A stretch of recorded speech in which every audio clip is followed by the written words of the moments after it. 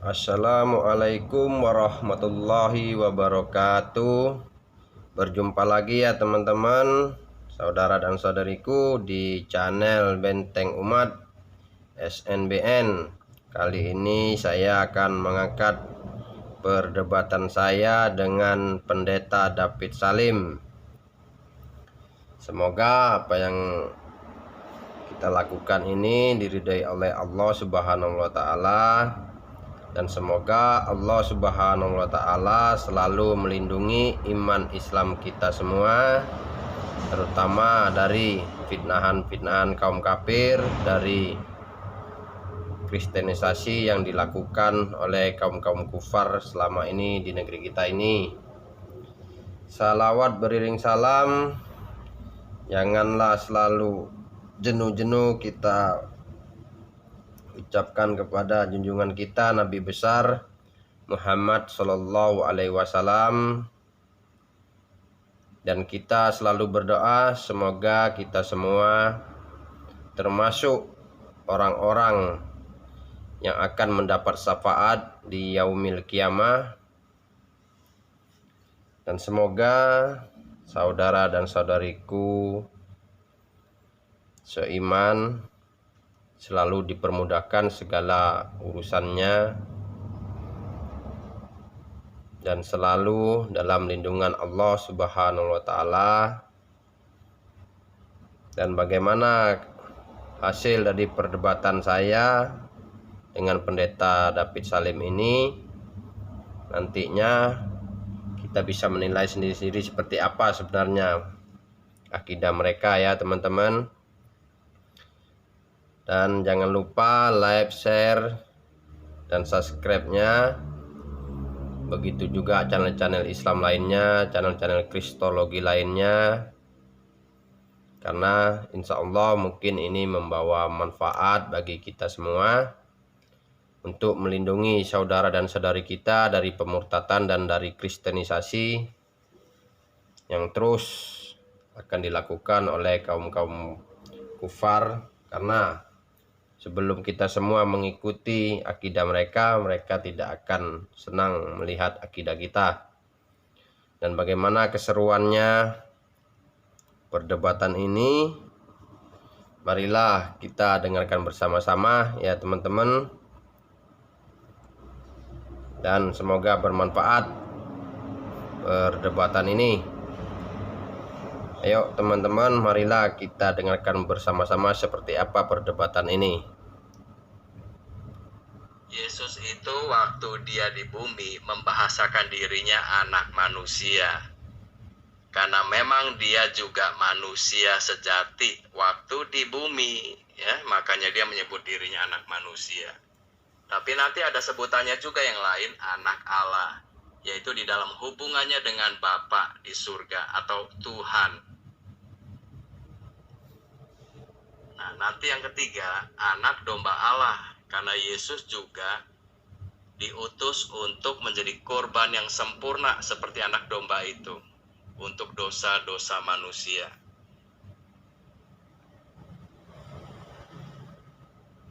Ya, tunjukkan aja Bang David. Ini memang betul-betul jurus kodok nih, kangking kongkeng.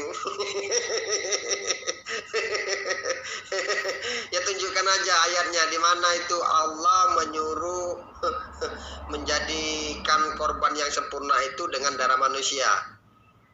Ya. Tunjukkan aja di mana ayatnya itu Bang David. Hidup ini nggak perlu asumsi Bang David. Ini nanti lama-lama nggak selesai karena satu lompat sana lompat sini. Kayak kodok ngorek. Nah iya, makanya Quran itu hanya taunya Isa itu nabi dan rasul. Makanya kaliannya bingung kalau orang Kristen itu menyebut Yesus itu Tuhan. Coba kalau mau ya kamu baca dulu lah, nanti kamu kalau udah baca nggak ngerti nanti tanya saya gitu loh. Kalau belum baca saya mau jelasinnya agak-agak sulit nih, ya kan? Karena kalau dasar pijakannya itu Quran, saya cuma taunya Quran tuh begini ya. Isa itu kalimatullah dan rohullah. Itu aja kan tidak ada pada manusia yang lain, termasuk Muhammad itu nggak ada gelar kalimatullah dan rohullah. Isa itu terkemuka di dunia dan di akhirat. Ada nggak gelar itu dikenakan kepada Muhammad? Sepertinya sih nggak ada sih. Terus Isa itu mengetahui hari kiamat. Ada nggak pada Muhammad juga dia mengetahui hari kiamat itu? Nggak ada juga kan? Ikutilah aku, inilah jalan yang lurus, akunya siapa? Coba kamu jawab aja. Itu ada di Quran kalian sendiri. Nah, Isa itu akan menjadi Al-Hakim, hakim atas seluruh manusia. Nah, semua manusia begitu enggak? Enggak kan? Hanya satu hakimnya, yaitu Isa. Jadi siapa sih Isa itu gitu loh? Coba kamu mulai bertanya dong. Nah, itu yang diinformasikan Quran ya. Kalau di Alkitab lebih lengkap lagi. Jadi mulai dari Yesus atau Isa itu belum nuzulnya ke bumi itu sudah ada nubuatnya. Nanti di dalam Alkitabnya juga disebutkan, di dalam kekekalannya sudah ada. Ya, waktu dia belum nuzulnya itu udah dijelasin juga. Nah, nanti setelah dia itu bangkit dari kematian, itu naik ke surga, dia akan turun lagi, itu juga ada semua. Nah, kalau mau ya makanya baca Alkitab gitu loh, karena Quran kalian tuh nggak ada, alias nggak lengkap. Jadi kalau mau ngerti ya bacalah dari Alkitabnya. Ya. Nah, yang nggak ada itu adalah nubuatan Muhammad yang katanya ada di Alkitab. Ada yang bilang di Yesaya lah, di Kitab Ulangan lah, di Kidung Agung lah, di Yohanes lah.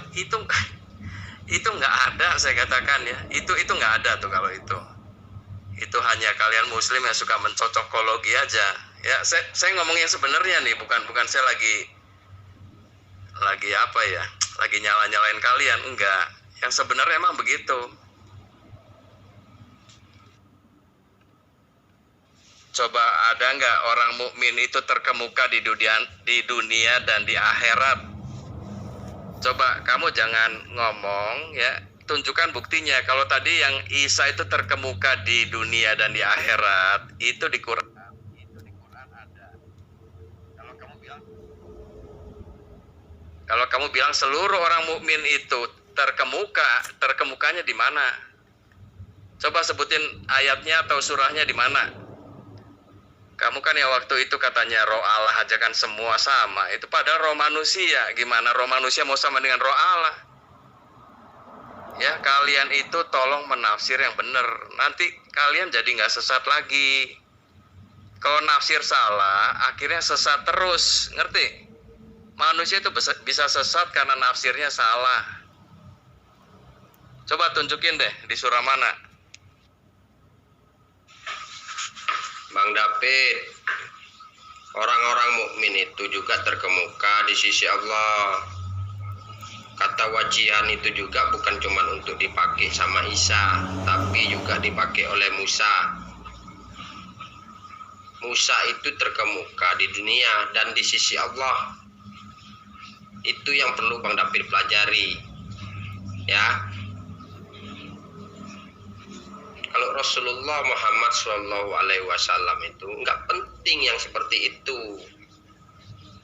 karena beliau telah diampuni dosanya, ya, yang sudah berlalu dan yang akan datang. Jadi itu yang perlu Bang David pelajari. Ya jangan sistemnya pakai asumsi Bang David sendiri, sementara Bang David nggak punya kaidah-kaidah ilmu tentang Al-Quran. Kalau tentang Yesus itu, di mana Yesus itu mengatakan dirinya Tuhan, kan nggak ada. Masa Tuhan punya Tuhan, Bang David?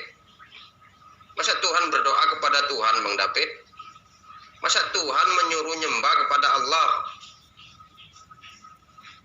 Jadi hidup ini Bang David tidak perlu berasumsi. tapi harus menggunakan akal sehat dan logika. Tidak mungkin Tuhan itu disunat oleh manusia. Itu logikanya di mana?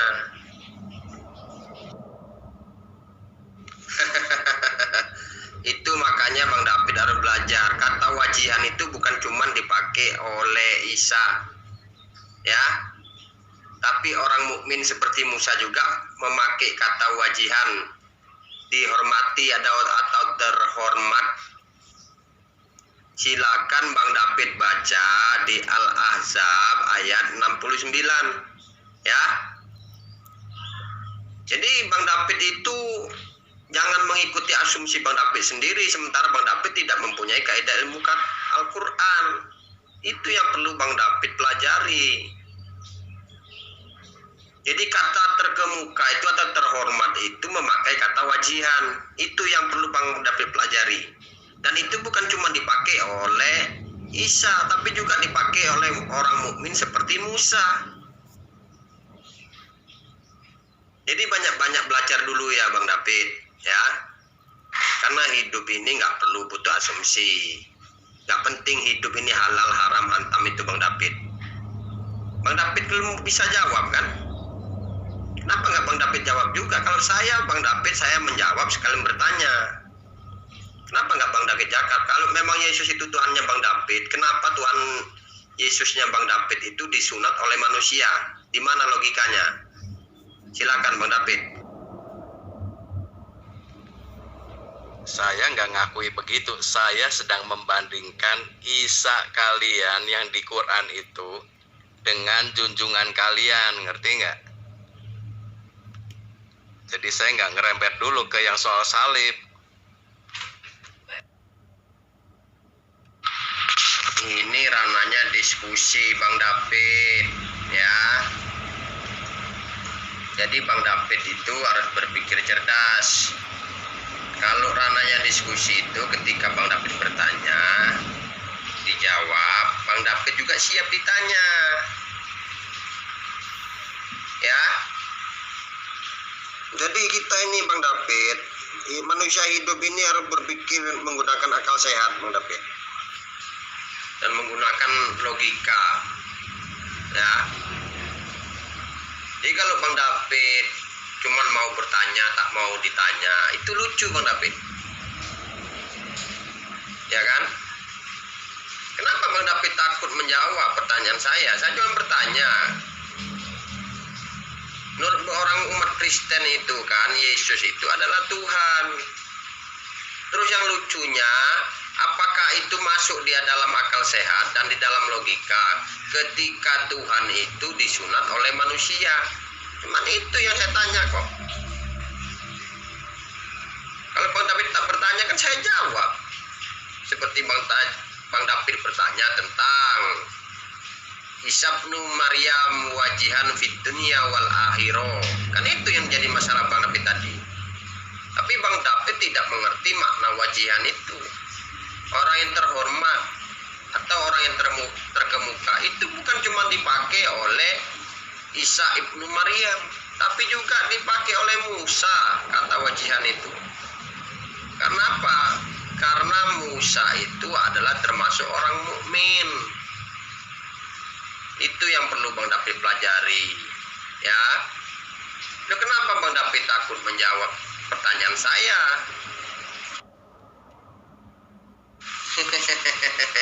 Yang perlu belajar itu adalah Bang David, ya.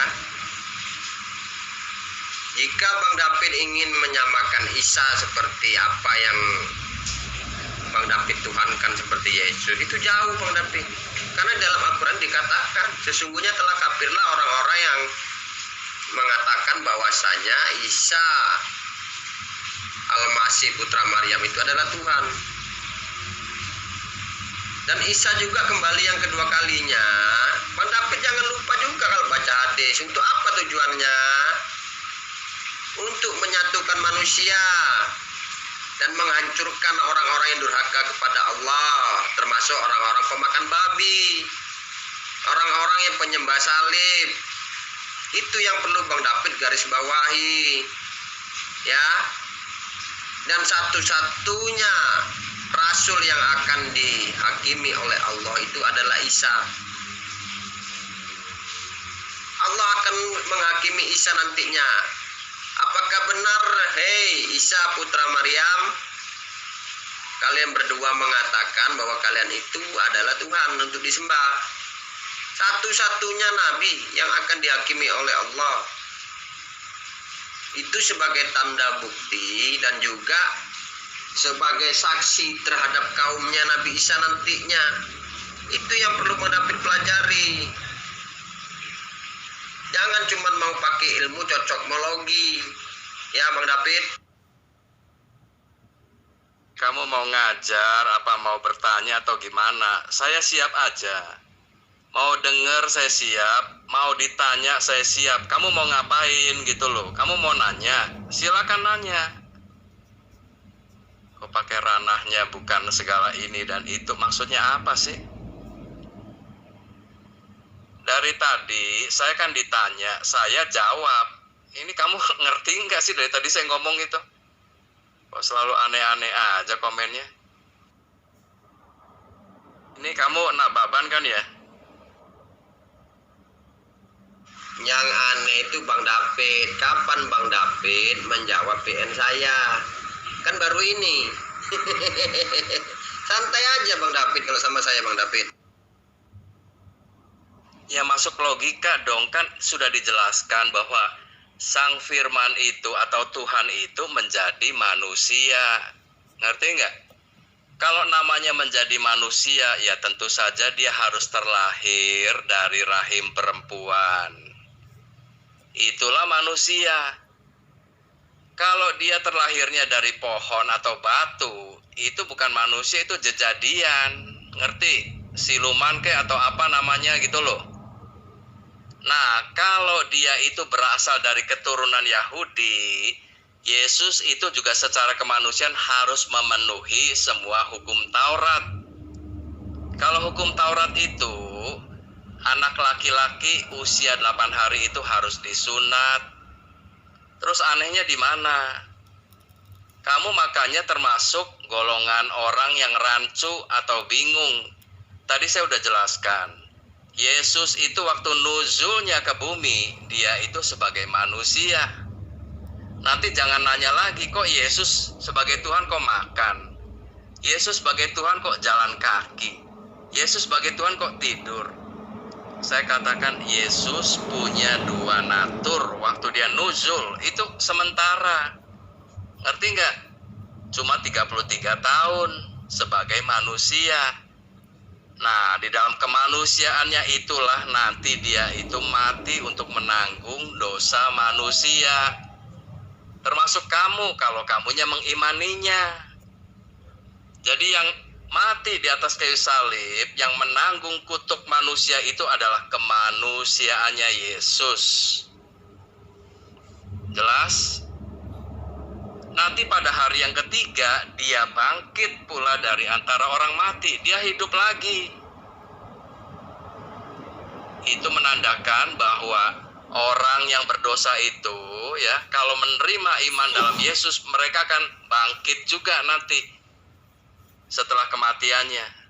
Bersama-sama dengan Yesus ada di dalam surga. Itu iman Kristen, memperoleh hidup yang kekal. Gimana? Udah mulai ngerti belum? Oh iya Bang David, yang mengingkari Yesus manusia itu siapa? Yang mengingkari itu kan Bang David sendiri. Pakai nuzul kata Bang David kan, firman menjadi manusia. Firmannya Tuhan juga sudah menjadi terang. Apakah terang itu menjadi Tuhan? Tidak. Firman itu sudah menjadi 10 loh batu yang diwahyukan kepada Musa. Apakah 10 loh batu itu juga Tuhan, Bang David? Tidak.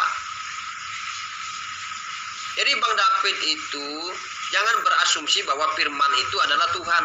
Seharusnya Bang David itu menyembah yang berfirman, bukan menyembah firman. Itu yang perlu Bang David garis bawahi dulu Bang David, ya. Bang David mengatakan karena dia terlahir sebagai manusia dari suku Yahudi harus mengikuti aturan orang Yahudi. Tuhan kok mengikuti aturan, Bang David? Tuhan itu yang menciptakan aturan. Ini di mana akal sehatnya Bang David? Tuhan itu menciptakan aturan untuk dipatuhi oleh manusia, untuk dijalankan oleh manusia. Bukan Tuhan yang membuat peraturan, Tuhan yang mengikuti peraturannya. Ini logika macam apa, Bang David? Kalau Tuhan itu kan membuat aturan supaya dijalankan oleh manusia, supaya manusia itu hanya beribadah hanya kepada Allah atau kepada Tuhan alam semesta ini. Bagaimana mungkin Tuhan itu menciptakan aturan, Tuhan itu pula yang mau mengikuti aturannya. Tuhan itu pula yang disunat gara-gara aturan yang dibuat oleh Tuhan itu sendiri. Lucu Bang David ini. Coba kalau kamu nggak jelas, saya jelaskan dalam bahasa Inggrisnya ya. In the beginning was the word. Ngerti nggak? Kalau the word itu artinya firman tapi yang subjeknya atau pribadinya atau sang firman lah. Nah, sang firman ini itu adalah pencipta alam semesta, dunia dan segala isinya. Jadi bukan firman dalam arti objek. Ya, ini kalian sekali lagi rancu, ngerti nggak? Kalau sang firman itu berbeda dengan firman. Kalau firman itu kan sudah terucap, itu bisa jadi ciptaan, ya. Ngerti? Allah menciptakan langit dan bumi dengan firman-Nya. Nah, itu firman-Nya itu nanti jadi ciptaan. Tapi yang dimaksud ini adalah sang firman, sumber atau pemilik dari firman itu. Ngerti ya?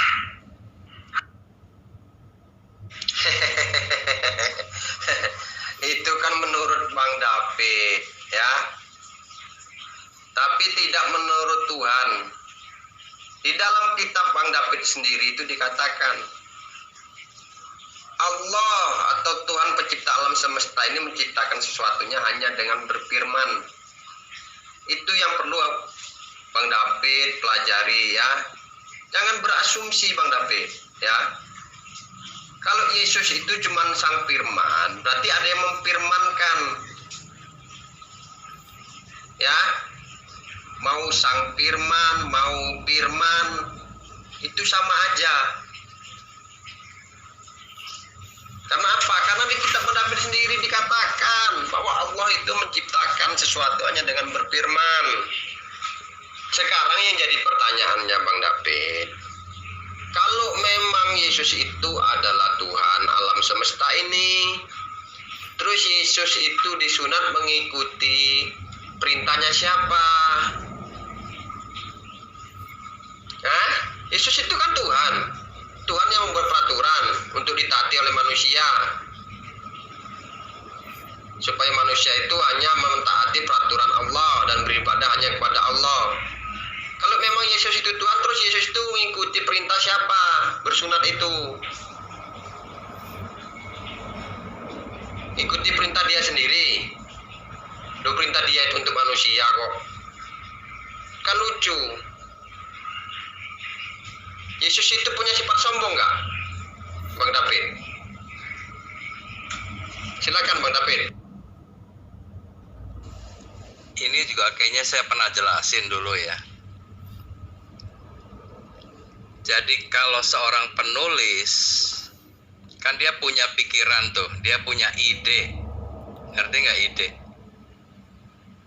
Nah, ide itu nanti dituliskan dalam sebuah buku.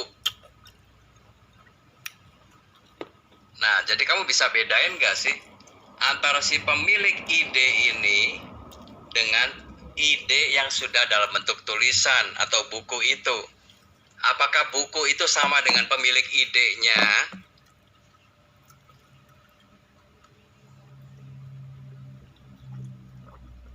Sama nggak?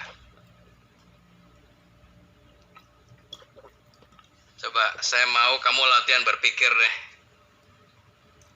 Ya, saya katakan karena Muslim itu banyak terjadi kesesatan ini karena kalian berpikirnya itu nggak nyampe ke sini. Padahal gampang sebetulnya. Jadi kalau pemilik ide itu tentu berbeda dengan ide yang sudah dalam bentuk tulisan. Demikian juga yang tadi. Sang Firman itu nanti menciptakan ciptaan dengan firman-Nya. Bisa membedakan nggak? Nah, tadi saya katakan Sang Firman menjadi manusia. Itulah Tuhan menjadi manusia. Kalian nggak usah bingung kalau di dalam Alkitab ini memang bisa terjadi.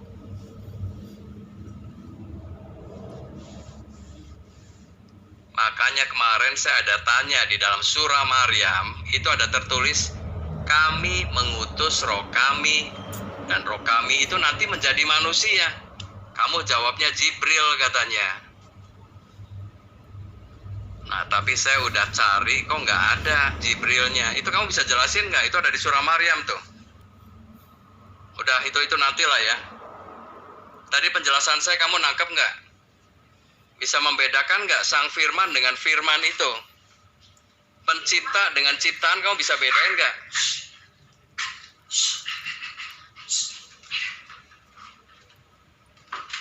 Jadi jangan rancu ya, pencipta dengan ciptaan.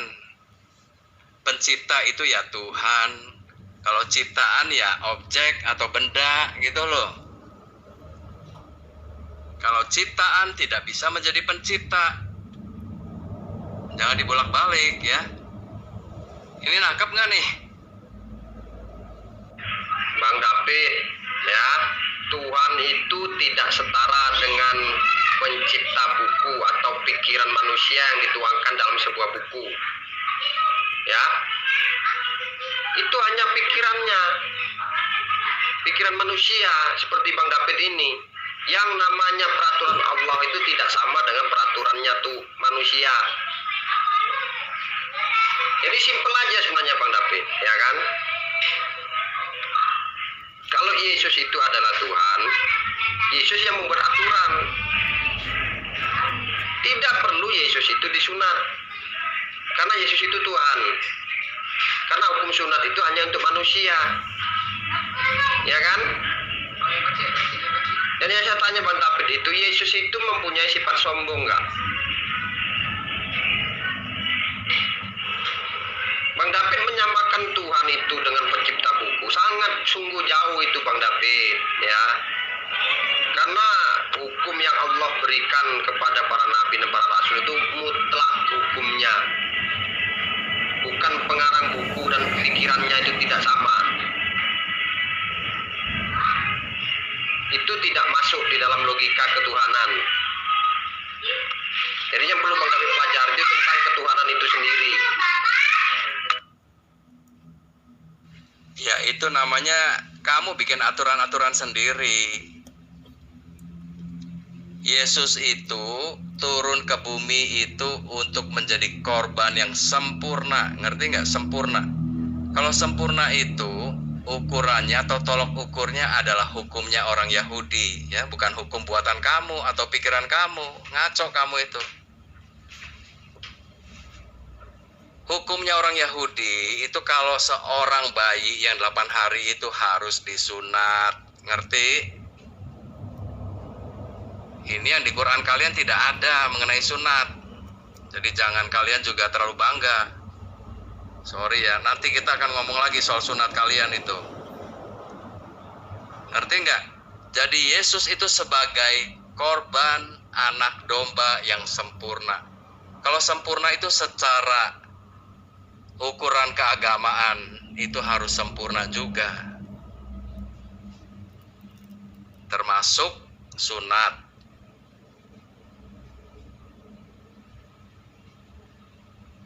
Terus apa masalahnya gitu loh? Kalau Yesus itu sebagai manusia, dia tidak disunat, berarti secara hukum Yahudi dia itu cacat. Kamu ngerti nggak arti sunat itu apa gitu loh? Hah? Kamu disunat nggak? Ngerti nggak artinya? Jadi kamu jangan asal ngomong gitu loh ya. Kalian itu muslim itu, aduh, kalau soal iman Kristen, sorry deh, kalian nggak ngerti apa-apa. Kalau mau kalian cuma dengerin aja saya jelasin apa, itu yang bener.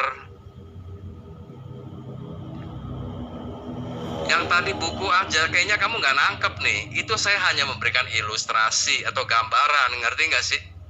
Jadi si Bani Israel tidak pernah mengorbankan manusia, Bang David, ya.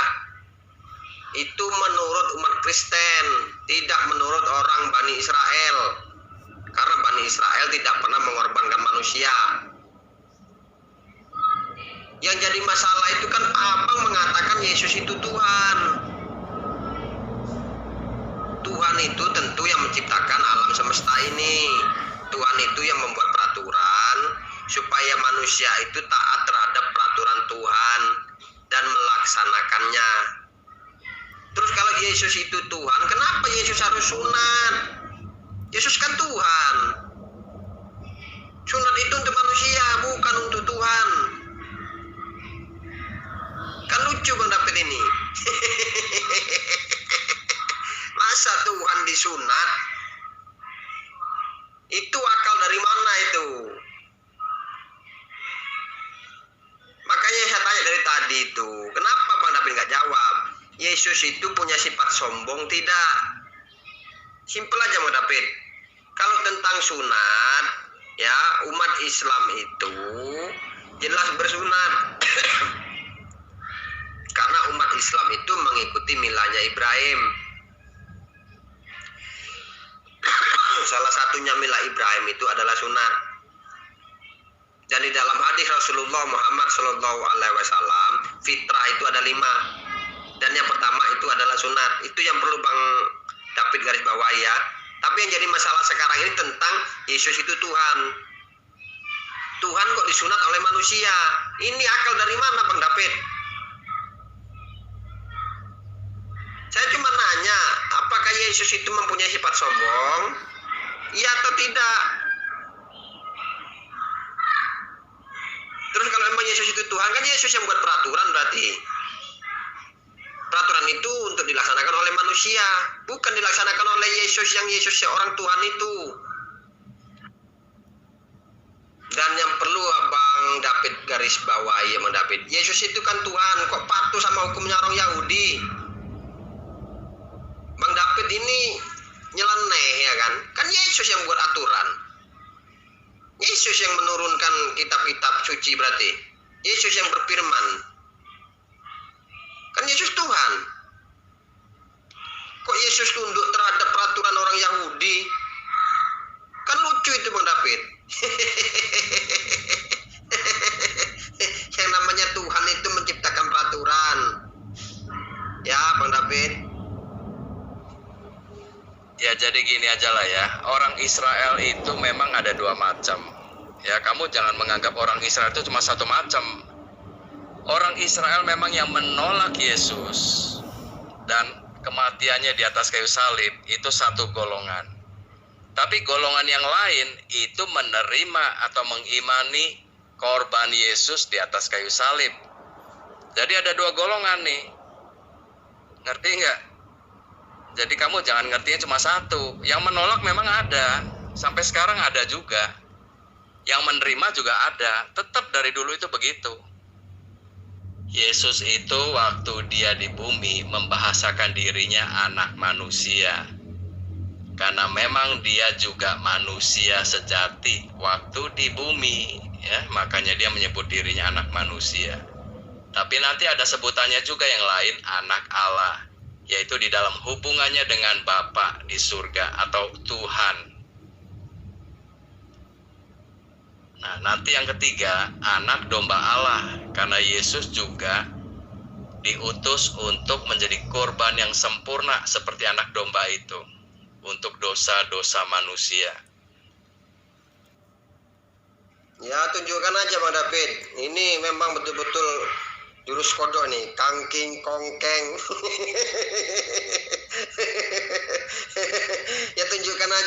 ayatnya di mana itu Allah menyuruh menjadikan korban yang sempurna itu dengan darah manusia. Ya. Tunjukkan aja di mana ayatnya itu, Bang David. Hidup ini nggak perlu asumsi, Bang David. Ini nanti lama-lama nggak selesai karena satu lompat sana lompat sini. Kayak kodok ngorek. Ya begitulah teman-teman. Ya mungkin Bang David agak naik sepaning sehingga Bang Davidnya pergi ya. Dan semoga diskusi ini bermanfaat bagi kita semua. Dan insya Allah kita selalu dalam lindungan Allah Subhanahu wa Ta'ala. Dan buat saudara-saudariku kaum muslimin dan muslimat, jangan lupa like, share, dan subscribe-nya ya. Insya Allah jika channel Benteng Umat SNBN ini diridhoi oleh Allah Subhanahu wa Ta'ala dan bisa berkembang untuk maju dan mempunyai penghasilan, demi Allah 60% penghasilan channel ini akan disumbangkan kepada yatim piatu dan panti jompo. Dan untuk menutupnya teman-teman, wabillahi taufik wal hidayah, wassalamualaikum warahmatullahi wabarakatuh.